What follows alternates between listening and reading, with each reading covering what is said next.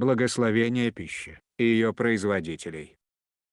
Готовьте пищу самостоятельно, из продуктов органического происхождения. Изберите для себя вегетарианский образ жизни, который включает небольшое количество молочных продуктов ради кальция, белка и определенных жиров, необходимых в непрерывном вознесении, наряду с овощами, орехами, бобовыми и зерновыми. Попробуйте молоко растительного происхождения, и, возможно, вы предпочтете таковой продукт, нежели молоко животного происхождения. Благословляйте ту пищу, которую готовите каждый день. Каждый раз, когда вы благословляете еду на своем столе, любовь проникает во все, что так или иначе имело отношение к пище. Благословляйте почву, на которой выращивается пища, и выражайте намерение, чтобы душа возвратилась к земле и растениям так, чтобы в текущие времена очищения люди не остались голодными.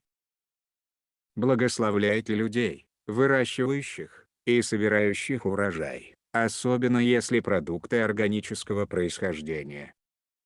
Благословляйте тех, кто поставляет и хранит продовольствие.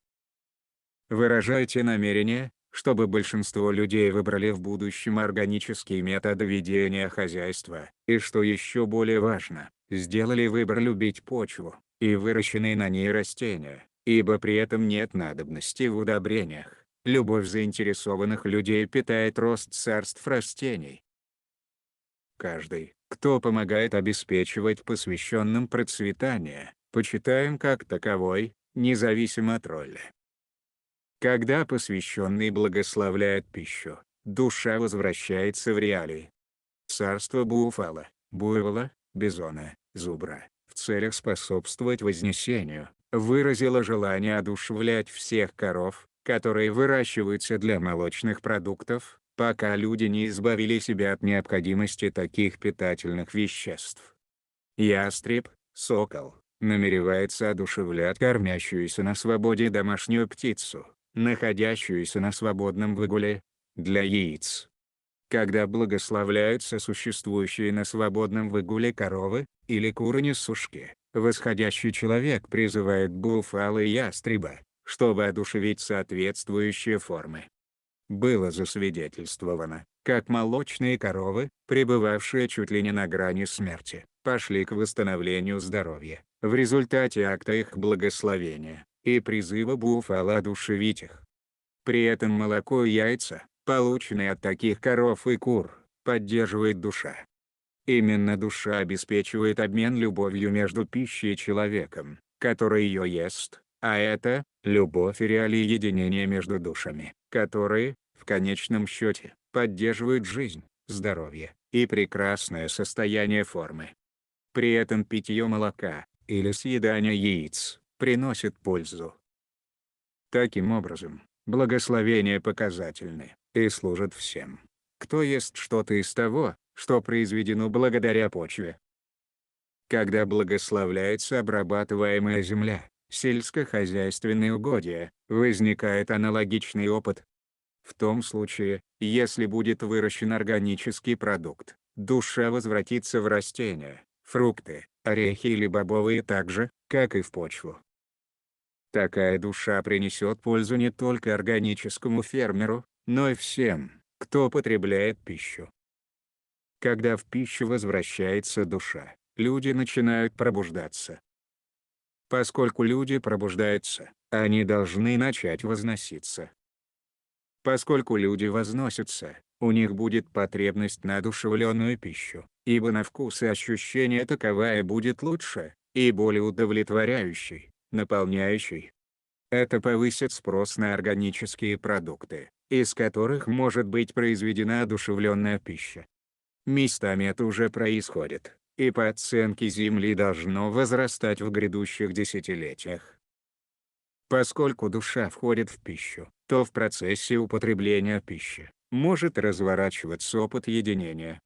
Единение требует открытого сердца и желания общаться. Вы можете желать общаться с едой при каждом ее приеме, открывая сердце и благословляя все вовлеченные царства, и сельхозугодия. Опыт единения также несет магическое переживание обеда, в котором пища изумительна на вкус, и можно поесть столько, сколько вы желаете, и не чувствовать себя переполненным, и при этом ощущать себя заполненным любовью изнутри. Некоторые люди обладают даром привнесения в пищу любви, когда готовят ее. Обычно такие люди наслаждаются искусством кулинарии и своей работой. Волшебные переживания обеда всегда легче создавать с поваром, который обладает магией пищи. Некоторые рестораны заякоряют смерть, смертельных сущностей и планы смерти. Проанализируйте атмосферу ресторана, и вы почувствуете энергии, которые заякоряет ресторан. На стенах таких ресторанов могут быть вывешены картины сторожевых собак с цветными глазами. Подсвечники могут быть сделаны из тяжелого металла, чем-то напоминающего о темнице. Персонал не выглядит радостным или наполненным душой, а серым и мертвым из-за механистичности. Через пищу, употребленную в таких местах, заякоряется не что иное, как вибрация смерти. Возможно, некоторые люди находят это уютным, поскольку данная вибрация глушит чувствительность, заставляет цепенеть, заглушать внутреннюю боль, в которых они пребывают. Отсюда, в общем-то, и проистекает популярность таких ресторанов. Однако, добавляемые поваром смертельные тоны творения не способствуют вознесению, и поэтому старайтесь избегать таких ресторанов. Смерть, боль, страх, страдания и планы смерти, связанные с потреблением мясных продуктов, настолько распространены, что потребление такой пищи не содержит никакой магии, которой она когда-то обладала, а только вред, бесчувственность и разрушение. Розничная торговля и магазины нередко выступают в роли носителей или факторов подпитки планов смерти, в частности, в мясном или деликатесном отделе. Планы смерти склонны сопровождать любую плоть, которая была убита, подверглась забою. Именно по этой причине, в мясе рыбы, ракообразных, птицы, свинины или говядины присутствует как вибрация смерти, так и смертельный гормон. Так обстоит дело, даже в том случае, если плоть выращена на просторах или является дикой. Мясные отделы магазинов, как правило, вызывают протекание по животу или спине ледяного холода, что говорит о большом количестве смертельных негативных, разрушительных сущностей, перемещающихся в энергетическом поле. Именно по этой причине, советуем возносящимся посвященным стараться избегать таких мест и питаться сугубо вегетарианской пищей, так как при вознесении разрушительные вибрации смерти и гормоны не служат процессу восстановления в кристаллической форме. Консервированная и упакованная в коробках пища не может охватить благословение. Почему? На эту пищу наложена тяжелая печать собственности из-за большого количества изготовителей, вовлеченных в процесс обработки или создания консервов. Чем наибольшую обработку получает пища, тем больше печати собственности накладывается на нее от каждой задействованной стороны.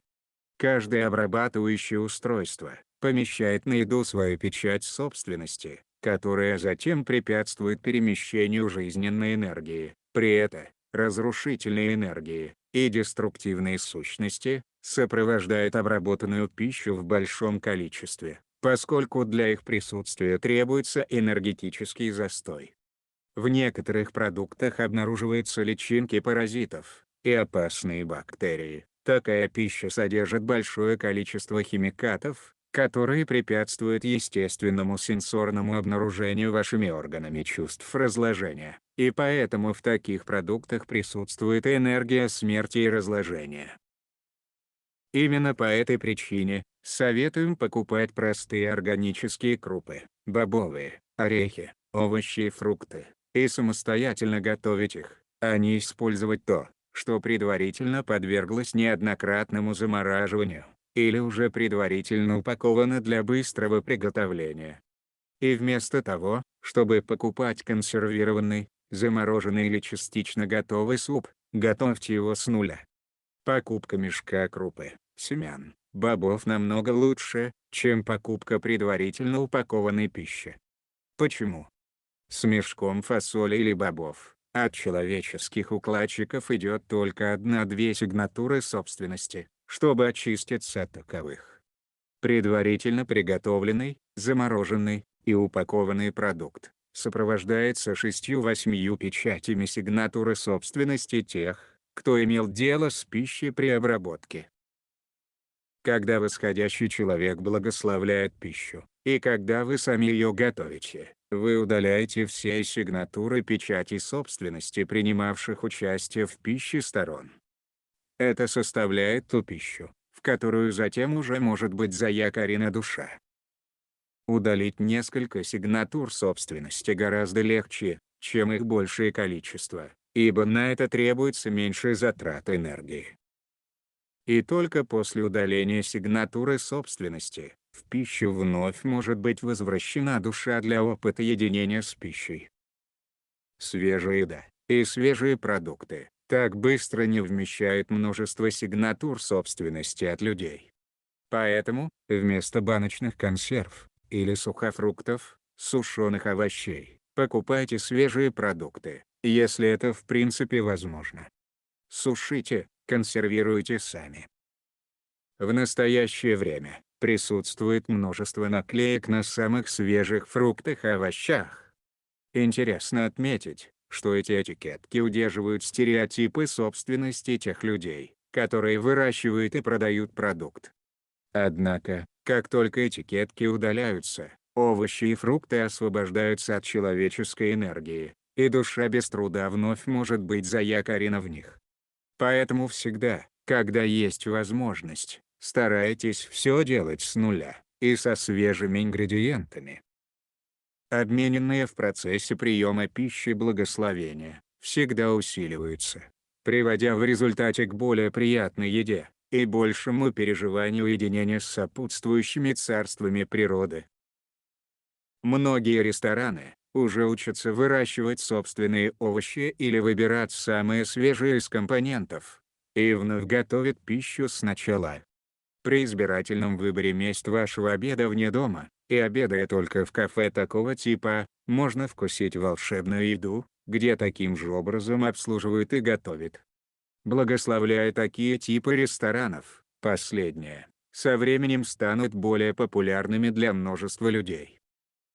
Таким образом, возможно, вы будете завершать реалии использования предварительно упакованных, заранее приготовленных, предварительно замороженных продуктов, на которые полагаются многие рестораны, и которые лишены жизненной энергии, лишены души, лишены любви, и заполнены смертельными сущностями и разрушительными энергиями деструктивных планов реальности.